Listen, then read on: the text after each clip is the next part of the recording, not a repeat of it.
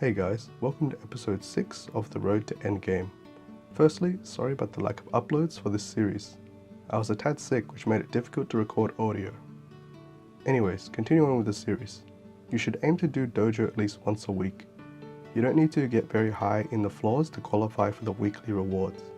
Simply completing it once a week is enough.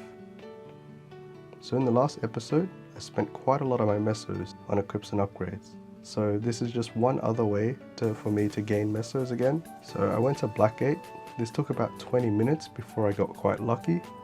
So 20 minutes of farming and I got one Blackgate ring. This is quite quick. You don't always expect to get an equip.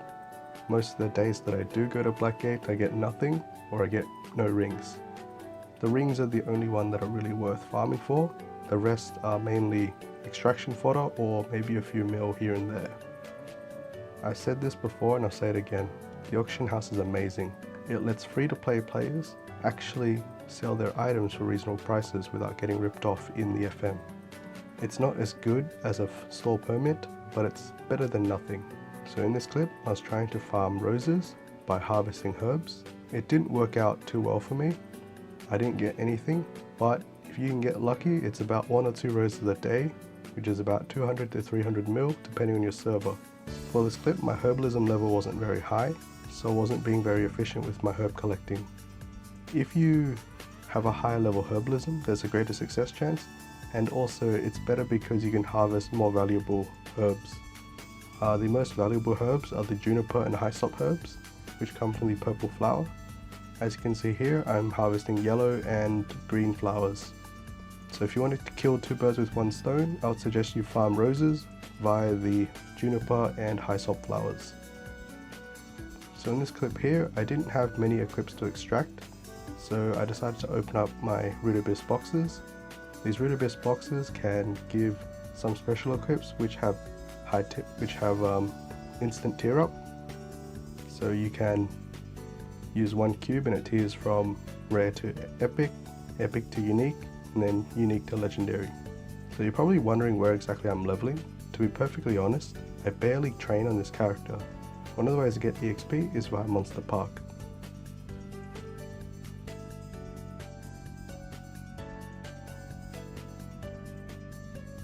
With about 100 to 200k range, you should be able to kill normal Horntail with relative ease.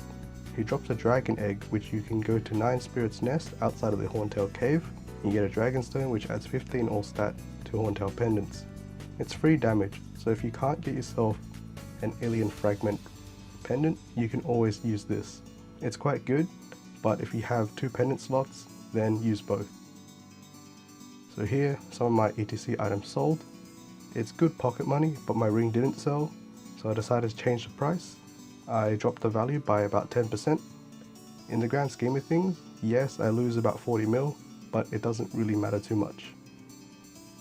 So it's Monday now, and every Monday you get bonus dojo points if you participated in dojo.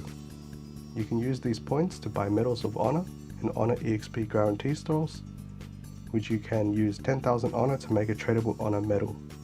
These can be sold from some extra mesos.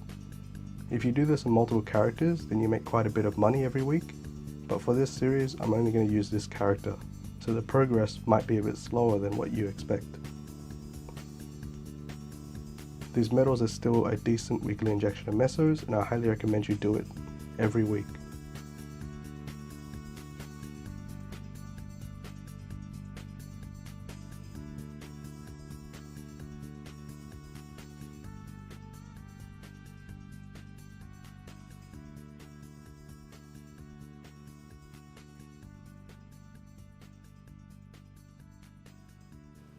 As you can see, I'm not too short on mesos at the moment, but I saw some cheap level 120 equips, which can be extracted. It's usually a small profit, but a profit nonetheless. I usually get maybe 10 to 20 superior crystals from these, and that's about another 7 to 15 mil. So now I have a little bit of money, I decided to buy some Empress equips. They usually sell for less than 20 mil a piece. They're good budget items and they do add decent stats. So now to spell trace these Empress equips and the clean equips I got last episode. I'm not too worried about the success or failure of the spell traced slots. In fact, if I could go back, I would actually just 100% them. The result isn't that much different. Spoiler alert. You need to understand that even failing 3 to 4 70% scrolls isn't the end of the world. These are mostly placeholder equips. I mentioned this earlier, but losing about 100 stats right now doesn't really mean much.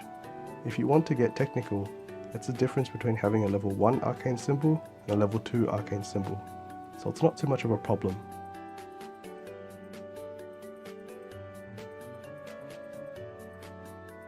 So I decided to scroll another set to see if upgrading equips is profitable.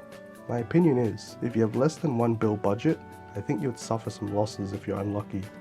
I managed to break even, so I wouldn't advise scrolling and selling Kara equips for profit unless you have more than 1 bill and you're pretty lucky.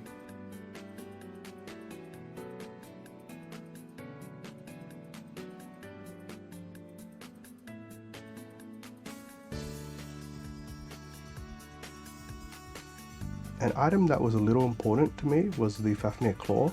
This costed a bit, so I was hoping it would work out well, but it went disastrous. However, once again, if you realize the difference, it's actually quite small. I pretty much have about 30 to 40 less attack than an ideal 70% trace claw. This difference is mostly compensated by using a Monster Park red potion or a cider from Shower. So there I just bought a rose. I couldn't dig up one, so I had to find one and buy one. So you might be thinking, is there a replacement for a black metal shoulder? The answer is yes, and you don't need to fork out 200 to 300 mil for Meister shoulder. Empress shoulders are quite uncommon, but they're often quite cheap compared to Meister shoulders if you're stuck and looking for a shoulder. Maybe you should try Empress shoulders. To scroll them, you need to either use spell traces or a chaos scroll. I decided to use a chaos scroll for demonstration, and I managed to luck out. Don't expect this all the time though.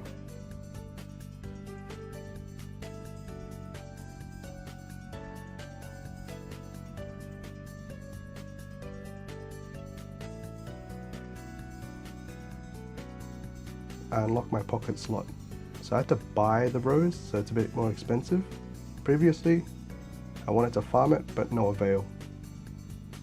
300 mil for a pocket slot might sound expensive, but it's extra stats, and the pink holy cup that I can use adds to the boss accessory set. So I think it's worth it in the end, because it's pretty much a finish and forget upgrade.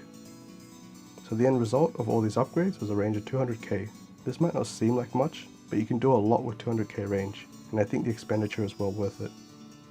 If you found this video informative, show your appreciation by hitting that like button. If you want to see more, don't forget to subscribe. And if you have any questions or comments, write them in the comment section below. Thanks for watching, and I'll see you next time.